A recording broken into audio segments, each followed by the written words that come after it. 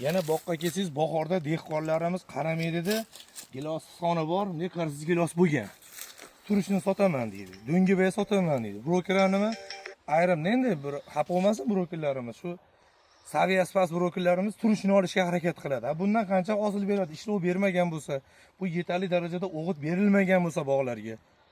Kiloga ishongan dehqon, o'ziga ishongan dehqon, haqiqiy vatanini sevadigan, halol bir chiroyli pul topadigan dehqon mana shu oyda hozir dehqonlar qarab qo'ygan bo'lardi.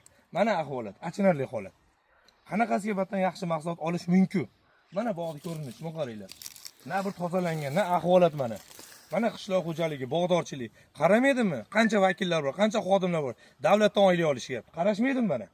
Ahvolat qaranglar mana.